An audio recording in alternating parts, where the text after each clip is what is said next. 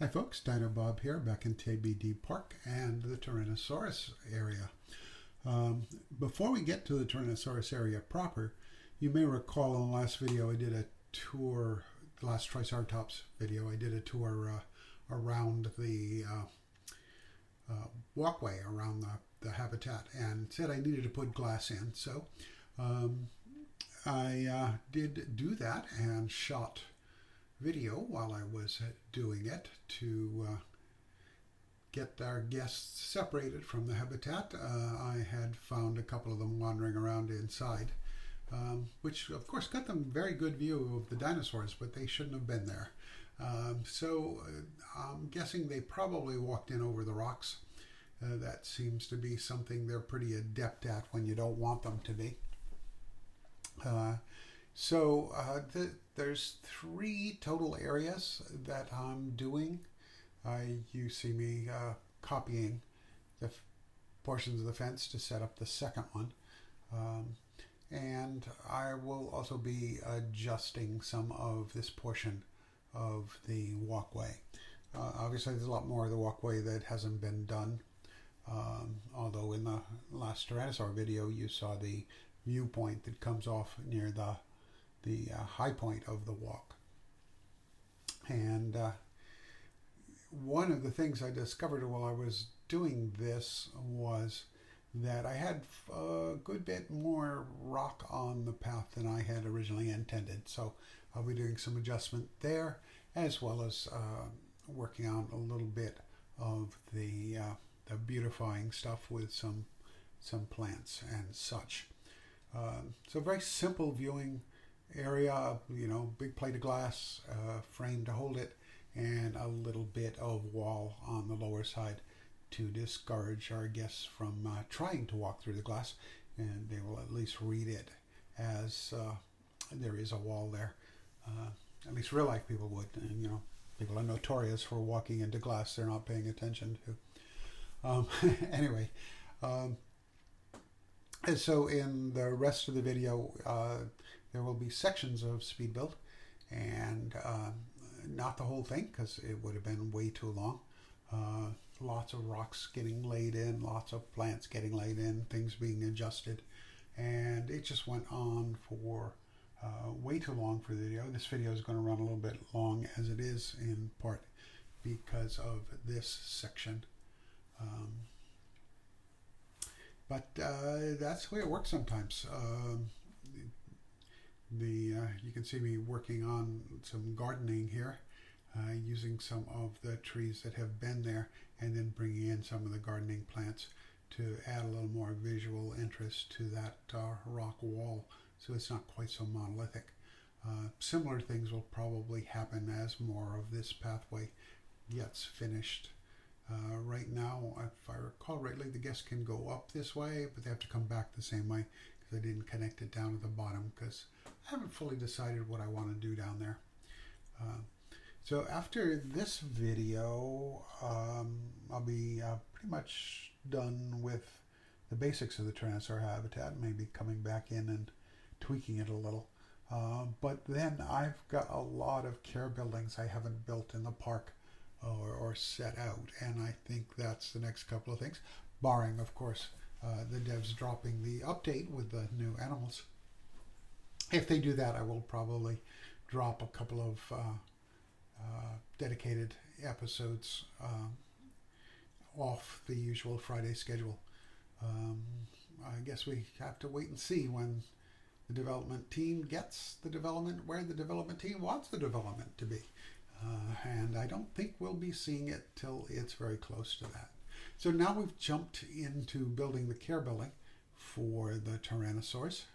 And I'm deliberately not saying Tyrannosaurus because you will notice as this build goes along, or actually when you see it more completed, that it's got 2 sides, and that's a thing for the future. I was largely making this up as I went along, trying to figure out things that would look good and things that would work. I imagine budget is consideration when you have these big expensive animals.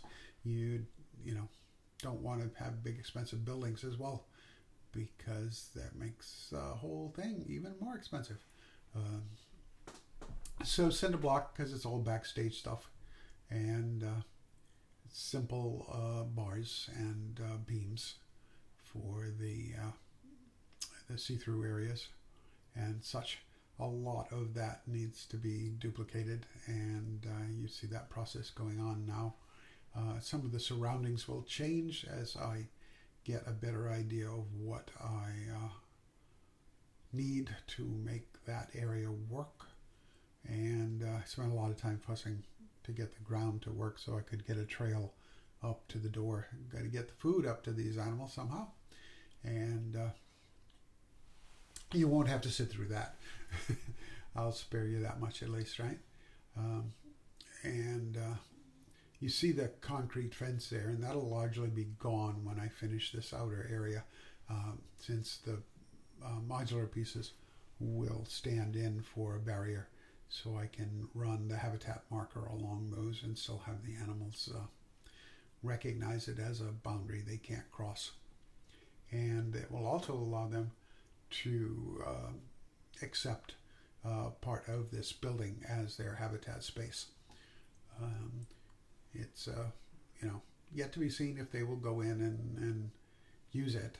Animals still don't use their hay beds as sleeping places yet, except by accident.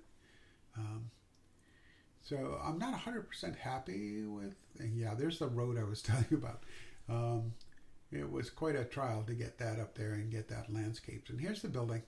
Not 100% happy, as I was starting to say, with the outdoor fencing and the mechanisms for the gates, but I did try to put something in there to convey that parts of this thing move. And not a flashy building, wasn't intended to be. It's very utilitarian, but it gets the job done. So lots of rock work, like I said, starting here near the pool, because there's another speedbelt section where I put a waterfall in. Try and lay the groundwork first.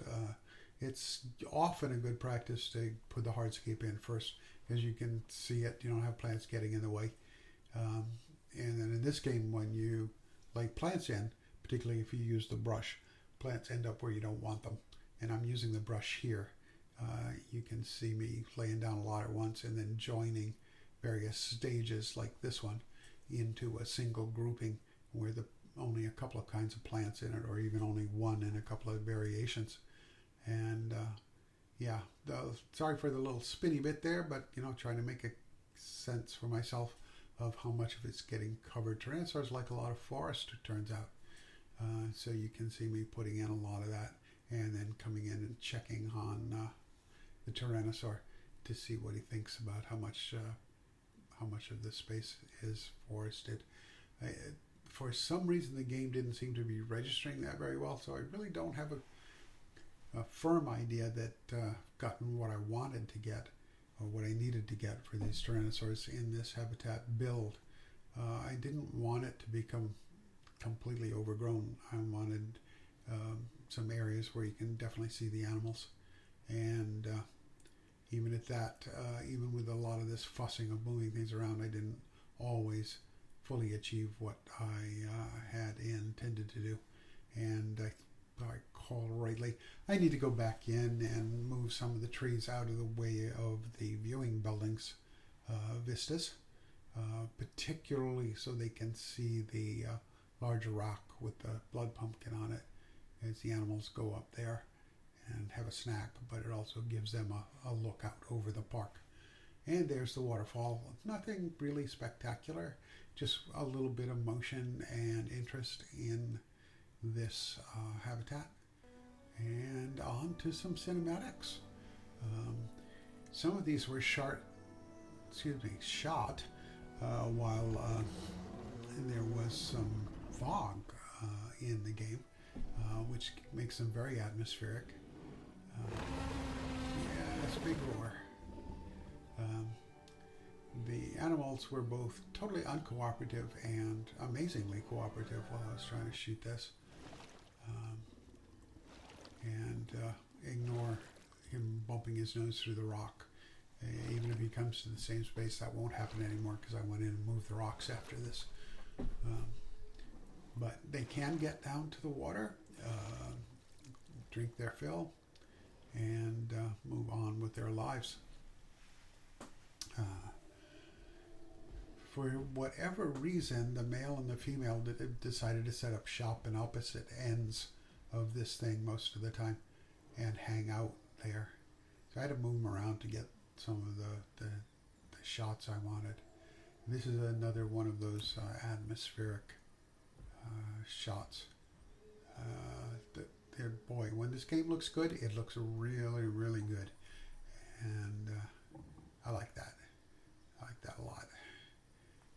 Sleepy Tyrannosaur. Nope, itchy Tyrannosaur. Doing that rollover animation. Not 100% slated to match the ground, I'm afraid. I did cut out a section where one was rolling on the rocks, and basically it was rolling in midair above the rocks. And that's not a good look. I intended the animals to get into the building, and here's one in the chute. He's sticking his nose out, checking things around. As you'll see, he can walk right down the chute and get in and out of the building. And for whatever reason, it froze briefly there, probably because it's having to process a lot. Anyway, we're getting down toward the end of this video. So, drop a like. Please make a comment. I really don't know how such audience as I have is taking these videos. Subscribe if you like what I'm doing with my parks. And the next video will probably be some... I got a viewing platform coming up for the next one, going back to one of the older habitats.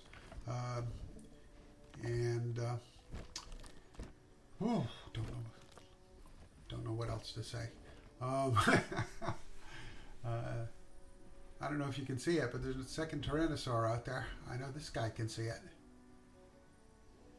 Watching it come out. Not too keen on that idea, I guess. And this is one of those great interactions that, even though it's unscripted, it almost looks like it's, really happening. The roar, the turn away, the turn back, both of them, watching each other. And as one goes away, the other one lies down, protect the food. Very neat stuff. Anyway, the next video should drop in a week, like I said earlier. If the update drops with new animals, we'll add some more in there. But for now, it's time for the Tyrannosaur to head off screen, and time for Don and Bob to head off screen as well. So you all be well, take care, be kind to each other, and I hope I'll see you showing up for another video in the near future. Until then, Don and Bob signing off.